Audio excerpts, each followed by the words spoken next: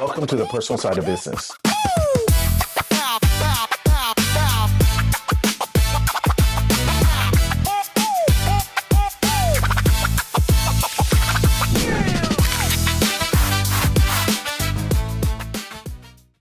Hi, and welcome to the personal side of business, where every business has a story.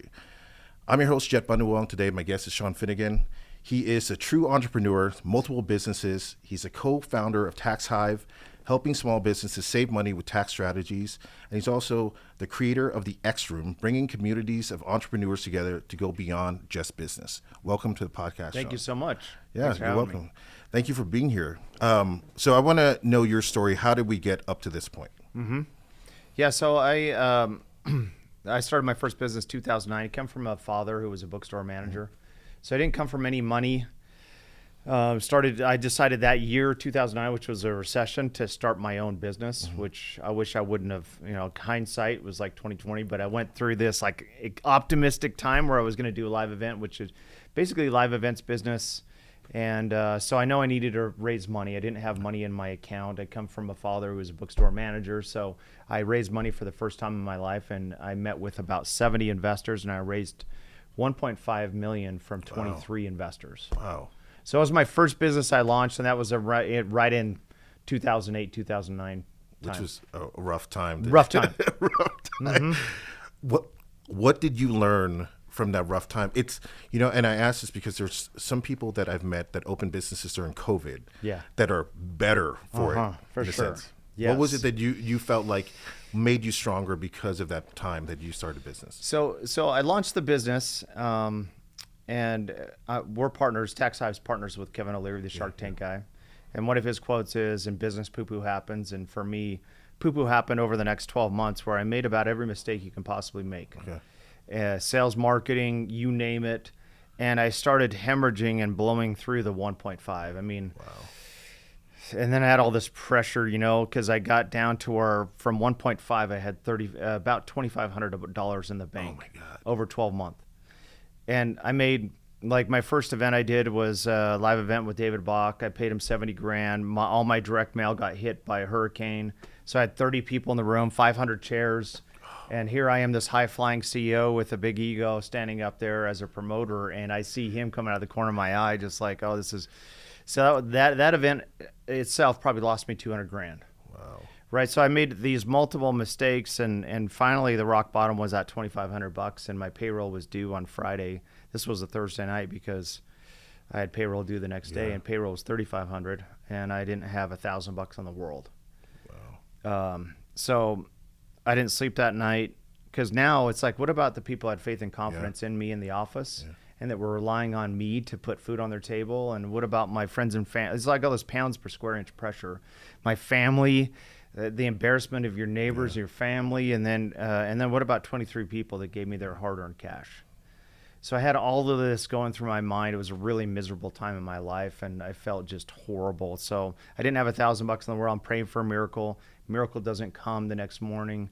I go to lunch just trying to figure out if I turned over every rock and where can I find another $1,000. And I get a call from my controller, and she's like, "Hey, Shawn, I found $3 grand in petty cash in the safe. What do you want me to do with it?"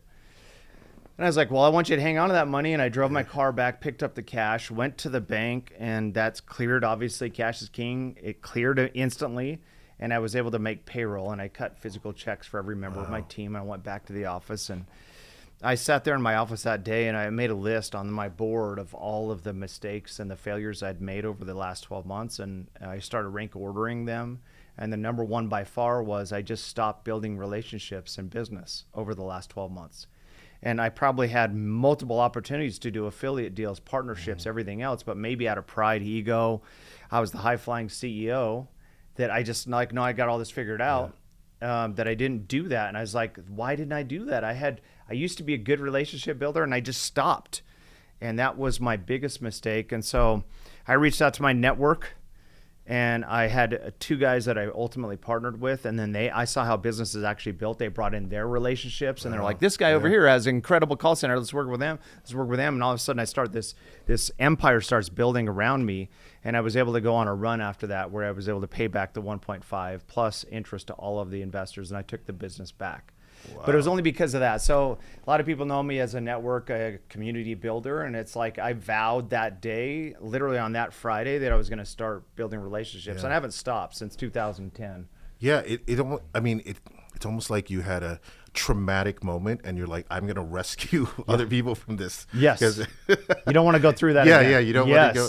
I have a question for you. And I'm like, as you're telling this story, I'm trying to put myself in your position on that Monday and just like, it must have been like this, come to Jesus moment that you're like, this is where I have to really switch everything out and become a different person too. Because even though you might have learned that you have to build those relationships and be able to strengthen them over time and not forget about them, you probably were like, where have I been? Like, like 100%. What were some of the changes that you made that you saw that you needed to change for yourself? Yeah, so 100% right. I knew that in order for me to do that, things had to change, not as in a week or 2 weeks, because I had payroll due the next Friday.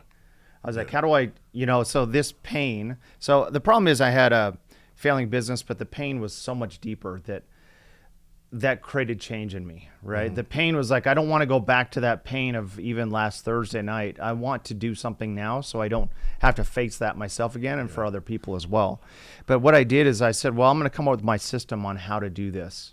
How do I actually get these relationships in here? And I started doing practices that really transformed my whole business and everything else. Number one, I started reaching out to contacts. And I ask people all the time, how many people are in that phone that are seeds planted? Using your own contacts. How do you do that? Started creating a community myself, started focusing on getting referrals. And that's what brought in millions of dollars from those three things. Yeah. And, I thought about this on the drive over here and was like thinking about that happens, I think, when people forget about their community network and relationships because they're so into that moment of running a business, right? You're stressed out every day. You're 100%. Just like, it's about the bottom line, dollars. How do I do that? And you're like, well, those people are the ones that help you make that money. Yes. You got to forget about that, right? 100%. Yeah. And I've had this, I've had people come to me. I've been really strongly networking for about 7 years, and when I meet people, they're like, "What is the payoff for this?" And I'm so you don't think about that. You spend your first 12 months, 16 months putting your nose down and meeting people and trying to help them, so that one day they're like, "I love this guy or this woman. I want to help them. I want to give back to them." The reciprocity, I think, is really important in that situation. What are some of your techniques, I think, for networking and building relationships? Yeah, so I do a lot of live events. I probably do. I attend or promote my own every single week. So I think there's best practices and there's bad practices in a live event, for instance. So I sat by a live event several months ago just to see how people showed up in the room. And what I found is they came in a block of ice and they entered the room as a block of ice and they left the event as a block of ice. They never actually broke ice. And most of the people came in looking at their phone like this because that's comfortable for them. Right.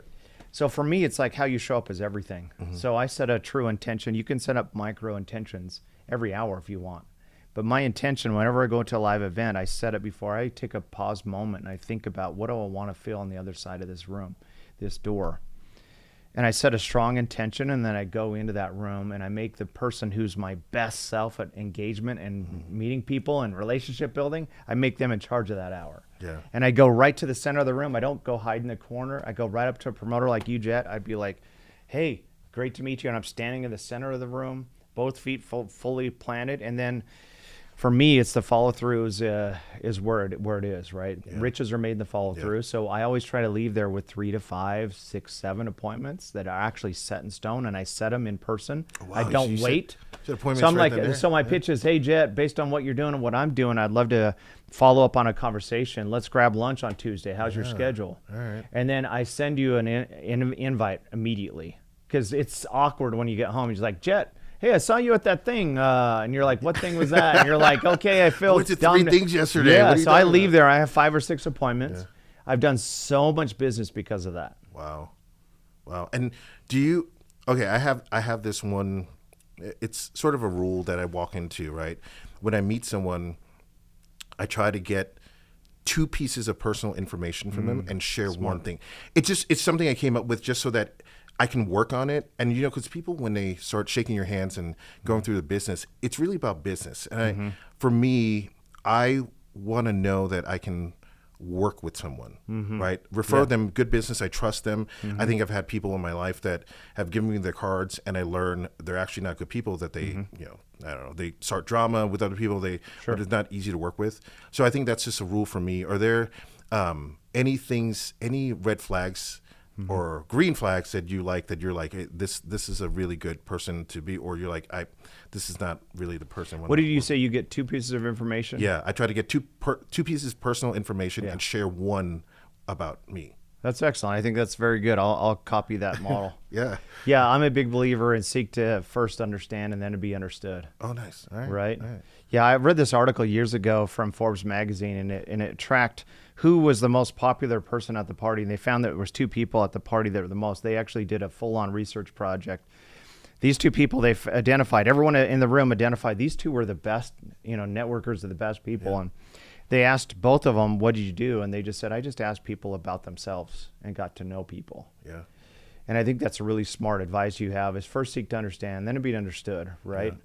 And as you're seeking to understand, if you feel like there's not a fit, or if there's something that is out of alignment, then don't do the follow-up. Yeah. You don't want to do the follow-up with 100 people in the room. That's a mistake. There's people, I think it's the definition of transactional is if you're trying to push every single person. If it's not a fit, then there's nothing to be done there as far as a follow-up. But that's why I try to be very careful. And of a room of 100, I only come away with 4 or 5 where I know there's an alignment with where they are and with where I am. That's the ones I focus on. Yeah, that's awesome. Now, tell me more about the X Room. So I've only seen online videos. I want to get a feel what happens. Yeah. So I out of the gates years ago, I started attending everyone else's events, and there were certain things I loved about them and certain things I didn't. I didn't love the events where people just speak the whole time and you can't talk to your neighbor. I just couldn't stand that, for instance. There was all these things, so I started making a list. I hate these things, I love these things. And then I finally just said, hey, I'm going to build a community around all the things I love. And it started resonating. I just did it for myself, thinking this would be great for it to be a part of this community. Yeah. So it was about 3.5 years ago, I did my first X Room. I had 25 people come in. And it was just a lunch. So I was like, hey, I'm going to make this thing rare. I'm not going to do it every day. Imagine if you're trying to build a community, hey, we're meeting every day or every week or every night. So I just said every quarter I'm going to do my meeting. And I came up with the X because the X represents a point where there's an intersection of 2 entrepreneurs. And from that intersection, it creates a multiple. And that's the whole purpose of the X Room. So you bring people together. I've scaled my businesses because of relationships. I feel like it's the greatest way to scale. So I started that one 4 years ago. And now I've done 15 of those over every quarter. It went from 25 people. I did my one about a month ago, and it was 350 people. That's how big the community's grown. Wow. So I've done 15 of them over 3.5 years. Wow. It's crazy. Do you switch it up a little bit more for each one with a certain purpose, or it's just like, let's just bring people together and then we just talk? So what I found is at first I just hey, you go into an open room, guys like you are really good. You could excel. But there's certain people in that room, they don't excel, and they need some. Yeah. And I think it's human nature to say, that's a familiar face, I'm going to stay with this person the whole time. So they miss out. And so I started doing that a bit initially. Now I've transitioned to say, hey, it's breakouts. I want you to go find five faces you don't recognize. Yeah. And I wait till they're in that group of 5, and then magic happens. They get to do intros. Hey, what's a pain they're going through? And then I try to have them do another round where they actually get referrals in the group. So I've had some little 5 people come out with like 100 referrals. Wow. 100 referrals in a group like that could represent some significant revenue. Yeah. So because I curate now, it's I have them go interview someone they didn't know where they came. There they came. I do multiple waves of it. Yeah. And people are coming away with the most incredible things. So since I started this thing, there's not a week that goes by that says, hey dude, I invited about a year ago my friend Colin House, and I asked him, hey, can I tell a story? He said, yeah. So a year ago, He thinks the definition of hell and like purgatory is going into a room with strangers. You know what I mean? Right. That's the last thing he wants. He's like, so, but I invited him. He's like, okay, I'm coming to this thing. He sits down. I'm like, okay, now is the time to get up and you got to go find, and like the mission is now. Yeah. And he's like, he didn't want to, but he's like, I'm going to do it. In his group of 5, he meets a guy, and Colin has this construction company that's surface materials on the exterior buildings.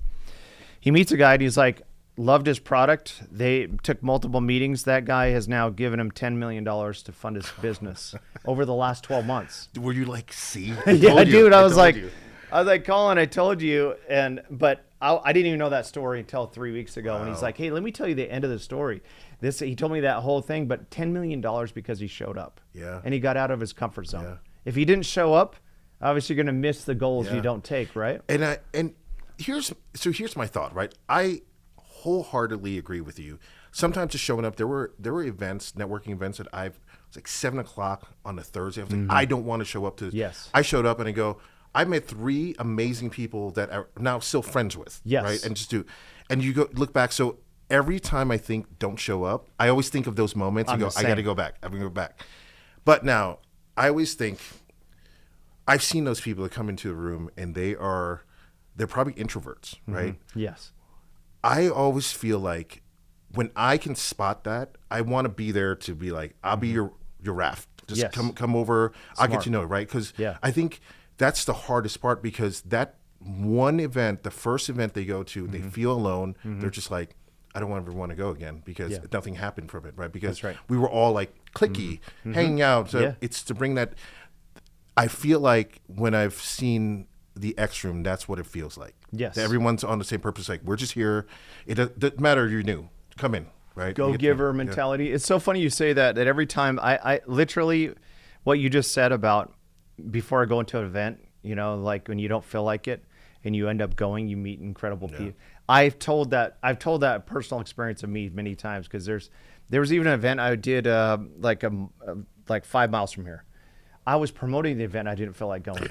I was like, it's an hour drive. I just like, there's other guys can handle it. And I ended up going, and I met one of my best friends to this day, and we've actually done millions in business together. Wow. And I think about that all the time. I'm like, what if I just didn't show up? Yeah. What if I just like, I'm going to watch a Netflix. Yeah. And I'm into a good show right now. I'm just going to let someone else do that.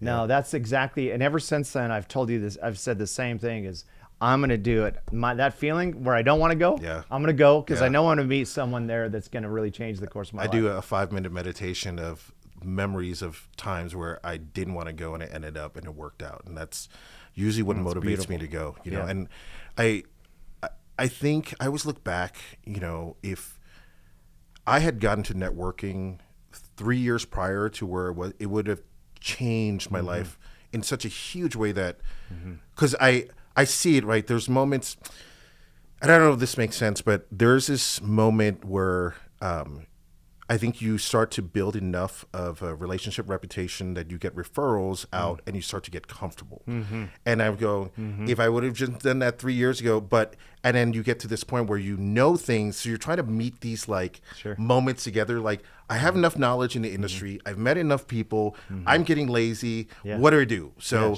when you're younger, you're like excited. You just go in. So I always wish that I would have done it a lot sooner and then had more time for those relationships, because some of those people have left those industries. And I was like, I'll call them up one day. I'm like, hey, what's going on? They're like, I've left the state. Like, I'm not even in there anymore. I'm not doing anything.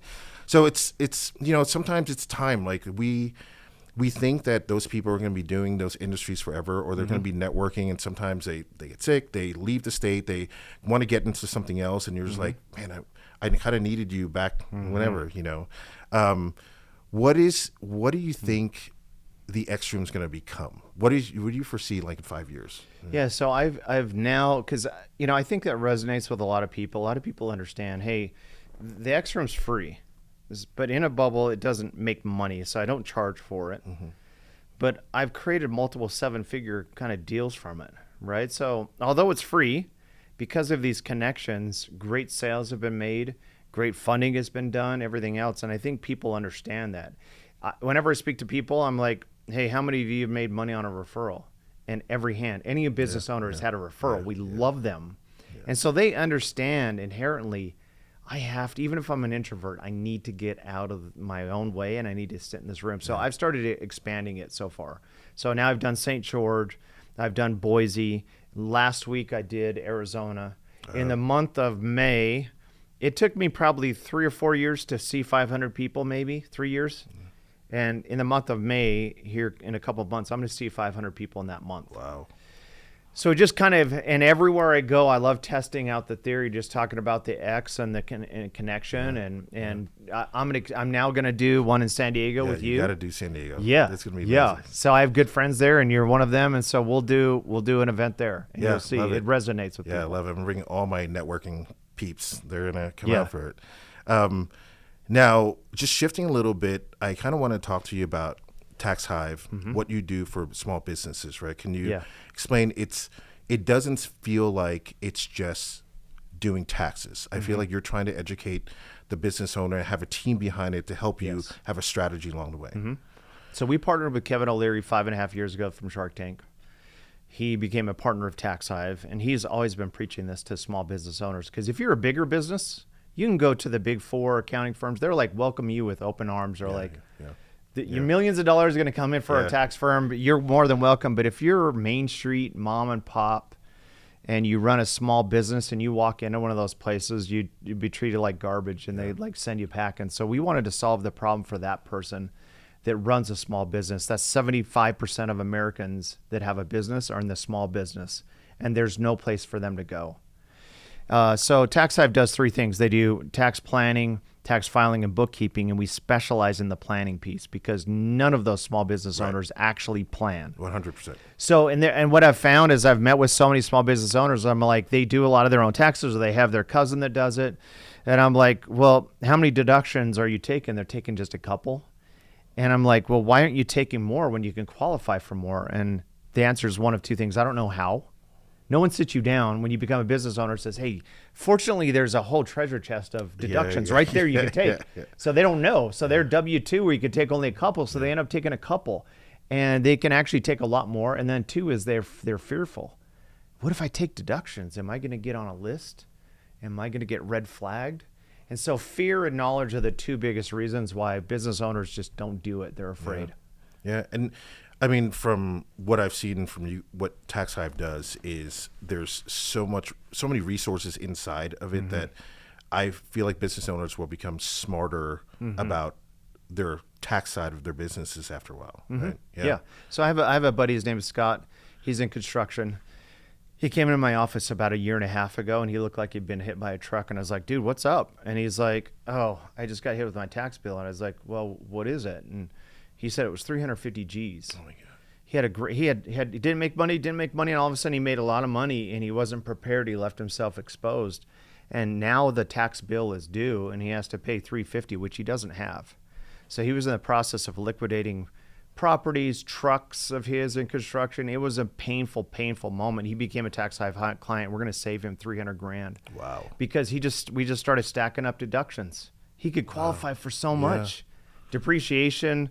We started doing the Augusta rule for him, all that. Now we're saving him. Now he's not like feeling like he got hit by a truck at tax time, right? Yeah, and for someone like that, what were they doing prior? Like, you know what I'm saying? Like, were they just, you think small business owners just, like you said, just eating it up every single year? Just like, yeah, whatever, it is what it is. I'm not going to, there's no strategy. I'm just going to try to hide from it and keep going. Right? That's right. So I ask small business owners, what are your biggest expenses? And they always say people cost, product cost, shipping cost and all that. None of them ever say taxes. So they don't think about it. They want to put it in the back of their brain. Yeah. When you fear something, you don't want it to be next to you. If you fear sharks or spiders, you want them to be as far from you as you possibly can. So that's how they do. They're so fearful of taxes that they put it out. I don't even want to think about it until tax time. And then they're just praying for a miracle, and it just doesn't happen. So then they end up paying just way too much. Yeah. And, from your advice, your experience so far in your entrepreneur journey, what do you think makes a good entrepreneur or business person? That's a great question. What I've found is generally I'm talking to people who are starting or beginning, and what I've found is the start that stops them. As in, many of these guys in business, they're like waiting for things to happen and they just don't execute. When you become a true entrepreneur, a true business person, is when you can execute with a plan. Yeah. So many of these, these up and comers that want it. Like I mentor a group of young entrepreneurs that are college entrepreneurs. All of them are brilliant, but very few of them have actually created a dollar. Right. They're terrified. They're waiting for the perfect right moment to launch this thing, as opposed to go knock 10 doors. Yeah. Go sell your product to 10 people and see how it goes. Yeah. Right. I always have this. So I came up with this sort of triangle that I've told to people that I think entrepreneurs working with, I don't know. I counted, I think, over 700 small businesses over the course of business advising and all the stuff I've done, that there's this triangle. There's this triangle. It's the head, the heart, and the business. And the head is this thought process. You come up with these ideas. You're like, I want to do this, want to do this, do this. And then there's this heart that works 16, 20 hours a day. And then there's this business component to go, is this going to match everything? And two of those things always start to work together. And one is always a little bit far out. And you're trying to reach that one.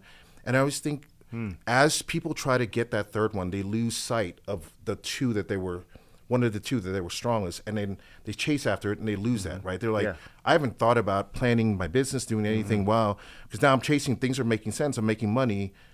Or they're like, I've just gotten lazy, I don't want to work. And I think when you start to hit on those three, and I've met these few people that are just like, the reason why they've done it is, one, they started to outsource, right? They get people in the right place where they 100%. Needed to, and they go, I can't do that. I'm not good at bookkeeping. I'm not good at hiring people. I don't want to do that. And then they start to realize that you don't have to work 20 hours a day, 7 days a week in order to make that business run. You just have to work smarter and make things function the way they need to do. And then they start to get mentored, learn, read books, right? And I think when those three things come together, I've met these people, and it's such a beautiful moment. They're just like, I have my weekends back, right? I can be with my family. I can go and vacation. I can do things. I'm not stressed out, because I've seen those people that you said, and your friend comes in and you're like, oh my God, what happened to you? Like you look like you haven't slept in 2 days, and they're just like, I same thing, right? Money, something's happened. They've lost employees. So I feel like when an entrepreneur or business person starts to realize that there's weaknesses and strengths in what they are, and they start to build on the strengths and go, these weaknesses, right now I can't handle them, I'll get better at them. I think that's when they start to get better. Amen to that. Yeah. My favorite book, one of my favorite business books, is a book called Who Not How. And it's from Dan Sullivan. And ultimately, he talks about how business owners ask themselves the wrong question, which is, how do I do this? And how do I do that? And how do I do that? And maybe they're good at producing something over here, and they think, well, I'm good at this. I can also go figure that out. And I can figure that out. And what happens is you become a bottleneck, as opposed to asking who. Like, I have this great service. Who can do that for me here that can be a good partner to what I'm doing? And it's like the good to great, but who is the right question? And then the question becomes, I always get this, we go, well, I don't have money to hire, right? And I think that's where we start to try to come up with some sort of plan and figure out, and you go, well, in 2026, it becomes more feasible. You can start to now outsource it in different parts of the world and hire at a lower level in order for them to maybe one day you're like, now I can hire someone full time. I can do this, right? Part time. And then I think with AI has probably allowed business owners to be able to break that learning curve. Probably, my guess is probably 25% now. They can, you be like, oh, I don't understand this document. I might not need a lawyer, because I can just let them read it. Or right, like it's allowed us to be better business owners. But I think that is important, what you're saying with the who, because there's sometimes those crucial people that come into your business life and go, hey, you were doing this all wrong. Even though I'm going to cost you this much, I'm going to make you money as well while you're doing this. So I think, amen to that. I think one of the toughest things is to change a mindset, right? Where a lot of, I think what you put out there with the work you're doing is trying to allow people to see things differently, and I wholeheartedly appreciate everything you're doing. I am excited for you to be in San Diego. I think let's do it. It'll be a big thing. Yeah, Tony Robbins said he was meeting with these business owners, and he asked them what's holding them back, and it was like all money and all this stuff, and ultimately he said it's not the lack of resources, it's a lack of resourcefulness. Yeah. Because we've all created something with very little resources. I have, and if your conviction's high enough, you can go do it, right? Yeah. But you have to be very resourceful. Yeah. If you don't have it, then what are you going to do? Yeah, you're going to sit back and wait. Yeah, right. Yeah, and I think people don't dig into their brains enough, right? To be like, no, I know this. I can do this, because you're just like sitting at home and go, oh, it's going to come to me. It's going to, someone's going to walk in the door, start buying things from whatever I'm selling. I have a good friend. His name is Bronson Gomez, and he's a real estate agent. Real estate agents, and for the most part, the last several years, they were like, oh, the interest rates are too high. Yeah, I'm going to wait till the interest rates go down. He just said, well, I better create my own traffic. So he does a supercar event where he brings a bunch of supercar owners and he goes and tours his listings. He does it every quarter, and he sells millions of dollars in real estate. He's had the best 3 years of his career because he's created his own luck. He's resourceful. Yeah. Right? One of the things that I have told people, right, like, I think as consumers, the average consumer, we see things as, we don't have enough money for that, so we're not going to buy it, so that's not our interest. And I always tell them, there's always an audience for that, right? You just got to find your people and go, I'm going to take this to them and figure it out. And that's exactly what your friend did, right? When especially in San Diego, there's, I work with a lot of small businesses that see that and they go, oh, that's going to be too much. Yeah, I'm like, there's someone buying $12,000 shoes right now somewhere. You just got to, you and them got to connect, Get right? resourceful. Yeah. That's awesome. Yeah. Shawn, I feel like I can talk about this all day. Dude. So where can people find you if they want to connect with you? I think I'm pretty much the only Finnegan Shawn out there. So you can find me anywhere on social media and, LinkedIn, all that stuff. So Finnegan Shawn is where I am. Yeah. And I'm always looking to increase my network, so that's what this thing's all about. So I'd love to engage with people. All right, guys, reach out to Shawn. Love to connect with him and look forward to connecting later. Shawn, thank you so much for being on the podcast. It's an absolute honor. Thank you, sir. Thank you, Jeff. Thank you.